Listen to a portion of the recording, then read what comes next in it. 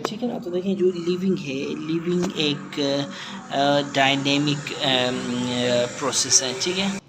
ठीक है ना। तो लिविंग एक डायनेमिक प्रोसेस है। हर सेल बोलो चाहे टिश्यू बोलो, ठीक है, ये अंडरग्रो करते हैं एक प्रोलिफरेशन और एपोप्टोसिस के, और ये प्रोलिफरेशन और apoptosis that is controlled by genes, ठीक है।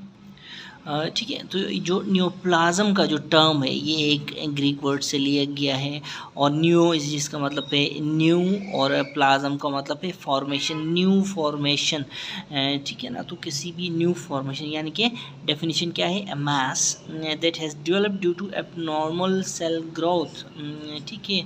इसको हम क्या कहते हैं, न्यूप्लाज्म कहते हैं। और न्यूप्लाज्म देखिए ये बिनाइन हो सकते हैं, प्री मलिग्नेंट हो सकते हैं और मलिग्नेंट हो सकते हैं, 3 टाइप्स के, ठीक है ना। इसमें से जो मलिग्नेंट है उसको हम क्या कहते हैं, कैंसर बोलते हैं, ठीक है।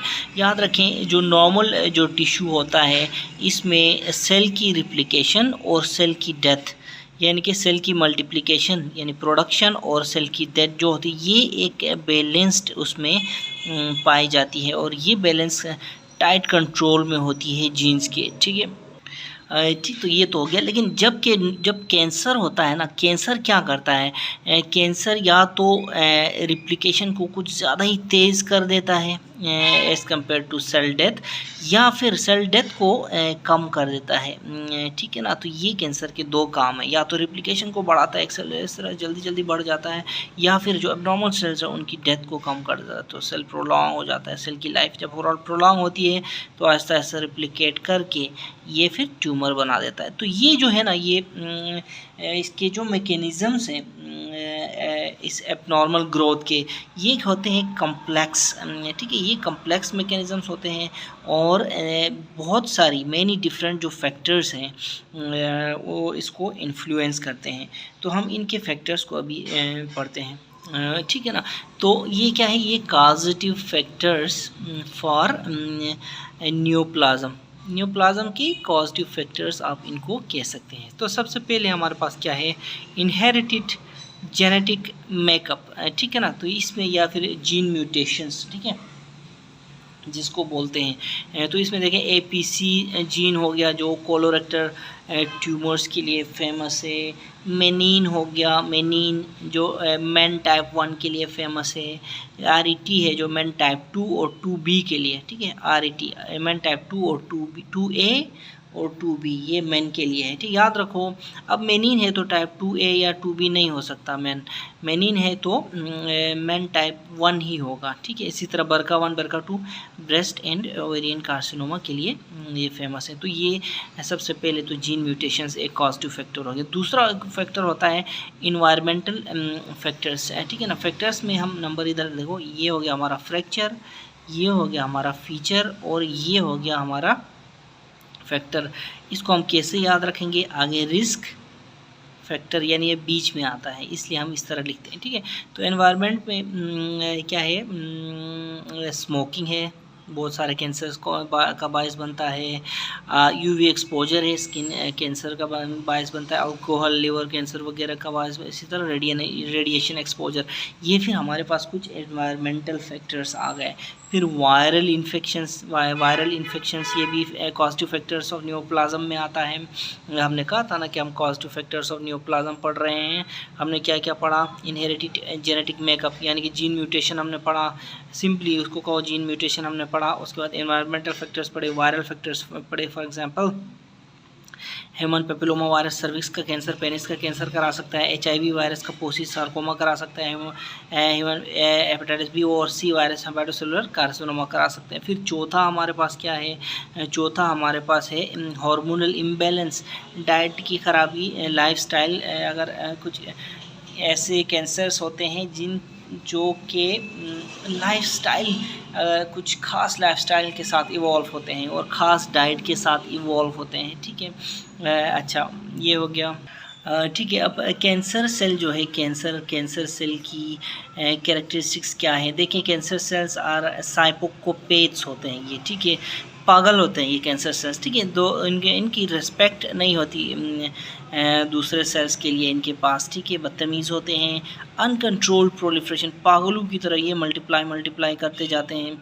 एबिलिटी टू स्प्रेड होती है इनमें, अनबाउंड स्प्रेड, ठीक है, चुपके से स्प्रेड कर जाते हैं पागलों की तरह इधर उधर, ठीक है।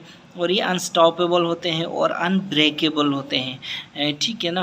याद रखें, ब्रेकेबल कौन सा, वो ब्रेक जो पाँव से वो जो ब्रेक लगाते हैं, ठीक है। तो प्रोग्रेशन फिर आहिस्ता आहिस्ता ये क्या करते हैं, टिश्यू को ख़त्म करते हैं, फिर आहिस्ता आहिस्ता पर इंसान को ही, जिस बॉडी में वो होते हैं उसी को ही ख़त्म। ये बेवफा भी होते हैं, ठीक है, ये पागल होते हैं और ये बेवफा होते हैं और ये बदतमीज़ होते हैं।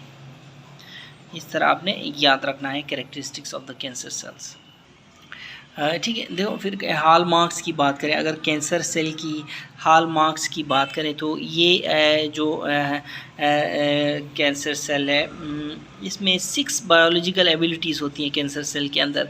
कितनी बायोलॉजिकल एबिलिटीज़, 6 बायोलॉजिकल एबिलिटीज़ होती हैं, जो कि ये जो प्रोलिफ्रेशन ये हासिल कर लेते हैं ये एबिलिटीज़। उसमें नंबर 1 है सस्टेन्ड प्रोलिफ्रेशन सिग्नलिंग, ठीक है। इसकी वजह से चुपके से इनकी पागलों की तरह ये डिवीज़न होती रहती है, ठीक है। उसके बाद इवेट करते हैं ग्रोथ सुप्रेसर जीन्स की भी मानते ही नहीं है और ग्रोथ करते जाते हैं, ठीक है। फिर रेजिस्ट करते हैं सेल डेथ, इनमें एपोप्टोसिस को ये रेजिस्ट करते हैं। उसके बाद रिप्लिकेशन इमोर्टेलिटी, यानी कि पागलों की तरह ये डिवाइड होते रहते हैं, उसको रिप्लिकेशन इमोर्टेलिटी का नाम दिया गया है। और अंडरलाइंग एंजियोजेनेसिस, साथ साथ जब ये जहाँ जाते हैं एंजियोजेनेसिस भी कराते हैं, ताकि inducing angiogenesis is the hallmark of cancer tissue, ठीक है। तो साथ ही ब्लड सप्लाई भी लेके जाते हैं, इन्वेजन, ठीक है, ब्लड सप्लाई लेके जाते हैं और दूसरे टिश्यूज़ को अटैक करते हैं और दूर टिश्यूज़ को भी अटैक करते हैं। क्लोज बाय टिश्यूज़ को अटैक करने को इन्वेजन, दूर टिश्यू को अटैक करने को मेटास्टेसिस, ठीक है।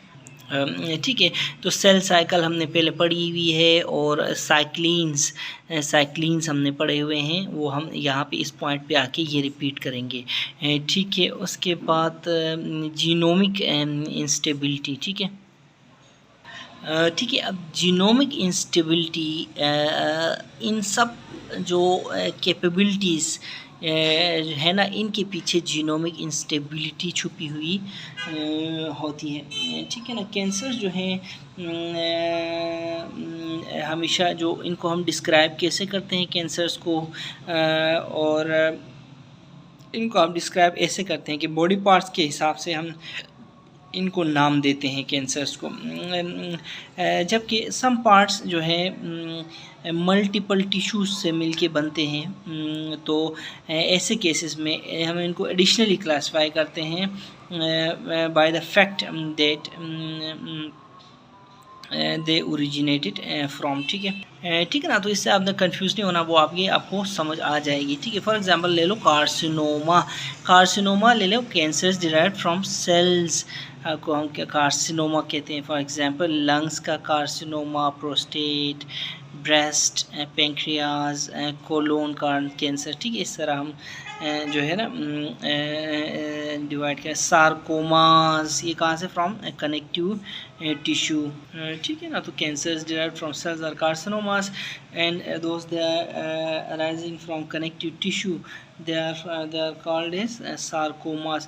तो वो 80 to 90% ऑफ द जो कैंसर्स होते हैं ना इन जगहों में, वो कार्सिनोमास ही होते हैं, ठीक है। फिर leukemias, cancers rising from WBCs and their precursors, इनको हम ल्यूकीमियास कहते हैं। माइलोमास हम किसको कहते हैं, cancer involving the WBC responsible for the production of antibodies, ठीक है। माइलोमा जैसे मल्टीपल माइलोमा हो गया, इसको हम कहते हैं WBC से ये इवॉल्व होते हैं। लेकिन कौन सी WBC, and that is involved, वो WBC which is involve in the formation of antibody cell production, यानी कि बीटा सेल्स। तो बीटा सेल्स के ट्यूमर को हम क्या कहते हैं, माइलोमास। फिर हमारे पास एक कैटेगरी ऑफ कैंसर्स है जिनको हम लिम्फोमास कहते हैं, a cancer of the bone marrow derived cells that affects lymphatic system, ठीक है ना। क्या, a cancer of bone marrow derived cells that affects the lymphatic system, इसको हम लिम्फोमास बोलते हैं, जर्म सेल ट्यूमर GCT, ठीक है GCT। फिर देखें cancers deriving from pluripotent cells, इनको हम जर्म सेल ट्यूमर कहते हैं, प्लूरिपोटेंट सेल्स, इनको हम जर्म सेल ट्यूमर बोलते हैं, ठीक है। उसके बाद देखो ये मिसाल ले लो जर्म सेल ट्यूमर की। ओवरी में डिसजर्मिनोमा होता है, टेस्टिस में सेमिनोमा होता है, ठीक है ना। इसी तरह एक कैंसर होता है हमारे पास ब्लास्टोमा नामी, ठीक है। ब्लास्टोमा जो कैंसर है, these are cancers derived from immature precursor cells और एम्ब्रियोनिक टिश्यू। देखो cancer derived from immature precursor cells और एम्ब्रियोनिक टिश्यू, इसको हम ब्लास्टोमा कहते हैं, ठीक है ना। ये मोस्ट कॉमन होते हैं in children as compare to adults. याद रखें blastomas are for example medulloblastoma, इसकी एग्जांपल ले लो, more common in children as compare to adults. तो ब्लास्टोमा जब भी आपके जहन में आए, आपने याद रखना है कि they may be most common in children as compare to adults. तो ये कुछ चीज़ें थी, देखो ब्लास्टोमा, जर्म सेल ट्यूमर के बारे में देखें, प्लूरिपोटेंट सेल्स से ये निकलता है, लिम्फोमा बोन मेरो सेल से निकलता है, वो bone marrow cells that affect lymphatic system, ठीक है। तो ये आपने याद रखना है।